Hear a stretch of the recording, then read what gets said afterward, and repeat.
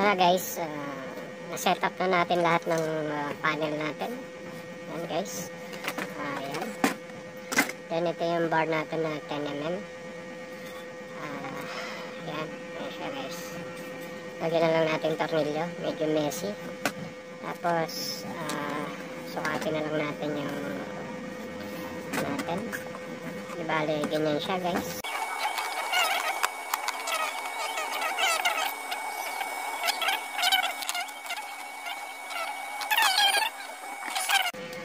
Marking dun sa yung 6.5 natin. Talagyan natin ng part. Tape na lang natin guys para alam natin.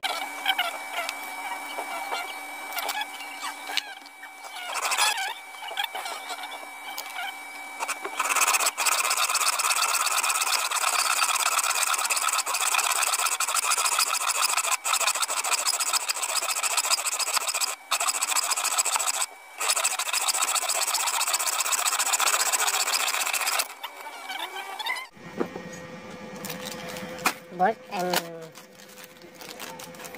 nuts guys, sakto yan, yan. Tapos yan natin, linisin nyo lang yung dulo. Okay guys, gagawa pa tayo 4. Ayan guys, try muna natin assemblein pero hindi pa talaga siya fix. Kunwari lang to guys, assemblein natin siya based dun sa para lang makita natin yung tawag din, yung effect, yung finished product niya. Ganun lang guys. For example lang to guys.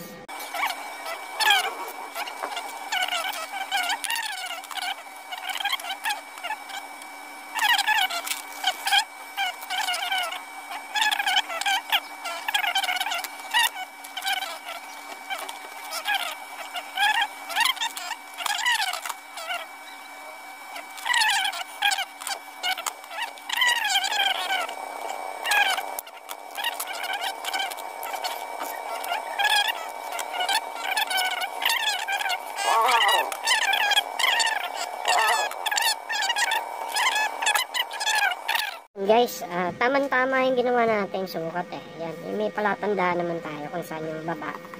Tapos, may number yan guys. Numberan nyo na lang. Yan, ganun siya. Kulang pa ng tornilyo.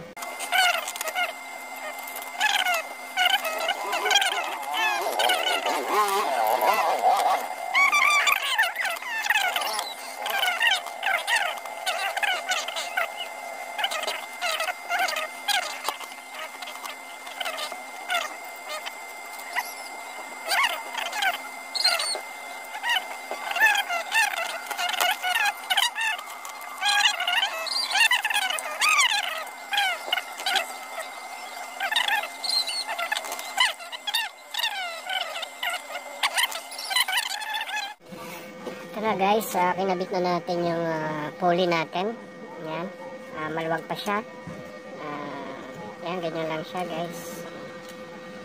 Tapos ito, luluwagan natin siya guys. Masikip yung pagkagawa ko kanina na ito. Kaya, need kong lakihan. Siguro ito na lang. Yan, luluwag naman yan guys. Ganyan. Wala nang saksakan ng ano guys. Ayan, lumuwag na siya. Pwede palang gano'n. Ayan guys. Paluluwagin lang natin siya ng konti guys. Magkasya lang siyang ayan, konti na. Natabad na tayo magkabit ng barena guys. Gabi na kasi. Maingay na. Ayan. Konting-konti lang naman guys. Ayan. Bali, baliktad pala guys. Sorry. Yan, ganun. Baliktad pala yung pagkakabit to guys. Ganun pala. Yan. Papakita ko sa inyo kung paano yan. Yan, ganun lang guys. Tapos, kabit na natin yung front. Wala na siguro tayo nakalimutan guys. Tsaka lang, baliktad yung kabit natin. Mas maganda na yung tama guys. Yan. Yan guys, medyo naayos na natin ng konti. Yung parts na ito lalagay ko na lang sa diagram lahat ng ports para hindi kayo mahirapan guys. Yan. Sikpan nyo lang lahat para ano, maganda yung tibay siya guys. Bigat na, mabigat. Yan, kailangan na pantay yan.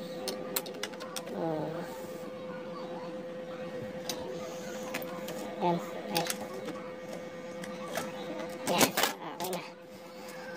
Yan. Ayos siya, sulit siya guys. Nilagyan natin ng ano doon para ng support. Yan, para doon sa ano natin. Ayan, naglagay ako ng support. Para dyan sa motor natin. Malakas kasi yung ano guys. Yan, nakita stretch na stretch yung belt natin. Yan guys. Napansin nyo, ganda na siya. Yan, ilalim. Yan. Tapos, install natin yung likod. Baka mamayang gabi or what. Kasi hanggang na ngayon, kakain muna tayo guys. Para matuloy natin. Yan. Yan na guys. We will start to build again. Yan, nakasetup na guys. Nandiyan na yung ano natin, yung tawag na sensor, yung IP2770. Yan guys, nakasetup na. Then install natin yung ano, dito na natin lalagay yung DTS 7960 natin. Yan guys, we will start to make a wiring guys. Didikit muna natin yun para maganda guys. Then we will put here. Ganyan guys. Yan, good morning guys. Actually, I already finished the project guys. Yan, nakasetup na. Then separate the Arduino because I don't have space from this project. Separate ko na lang yung module guys. Ayan siya. Yan, ganyan siya guys. Okay. Yan, okay na siya guys. Yan, ganun lang guys. Tapos this is the main separate module, the Arduino. I'm sorry, my project is too messy guys. Madumi, pero pag nakatakip naman yan, okay na yan guys. This is the toggle switch guys, and this is the line input. This is a shifter, and I will make this for shifter, and this is for pedal guys. Baka nyo na lang guys. Tuturo ko sa inyo kung paano mag-code sa computer if okay na lahat. Sige guys. Yan guys, after 2 days tapos na natin yung project natin guys. Kung mapapansin nyo, kinabit ko na yung BTS 7960, and then all the nuts and sensor guys. Ayan, nakapix na yung sensor natin. We hope na actually gumagalaw pa siya. Ayusin na lang natin yan guys. Pero yan, nakapix na siya guys. Yan na. We will try na lang. Yan na, naka na siya. Tapos yung main brain natin, nandun na yung Arduino natin. Kakabitan lang natin guys. Sige, titest natin guys. Okay guys, always done ang steering wheels natin, Arduino steering wheels natin guys. This is the main brain, and this is the body of the steering wheels natin guys. As you can see, naglagay na tayo ng hub dito guys. Mura lang to, very cheap, pwede kayong bumili. This is a quick release guys. You can see, this is quick release. You can put horn disc. This is a very cheap guys. Quick release. Put this, and then you lock that. Okay. Ayan guys, lock siya. Make sure na yan, okay, lock. Tumunog siya guys. As you can see, the my RFR will move to the left and will move to the right. Ayan. Tapos my setting is this, the PWM, negative positive, 20 kilohertz, 2350 encoder PPR, because this is my setting, and because I'm using big tawag nito sa IP2770, and this is the analog you see guys, the clutch accelerator and brake and clutch.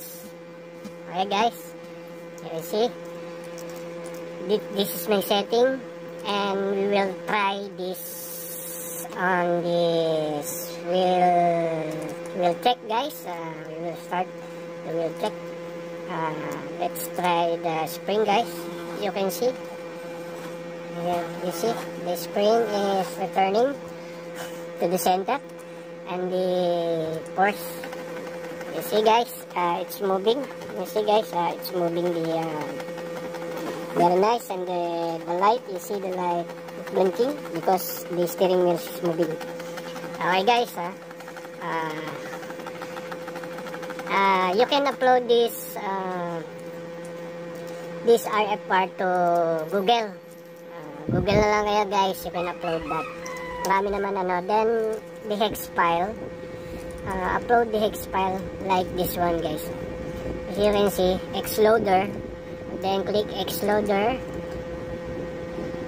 You can see the FFB wheels guys. This is FFB wheels.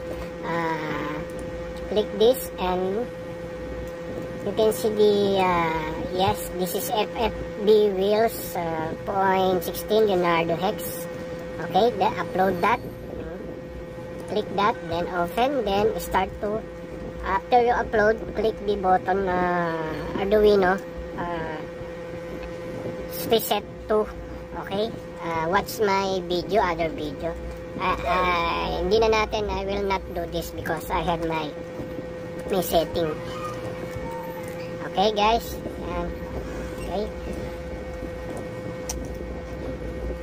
okay, for the next video we will try to make a shifter guys. Please watch. Thanks to all subscriber, don't forget subscribe guys. Thank you. Like and subscribe. Yeah, thank you.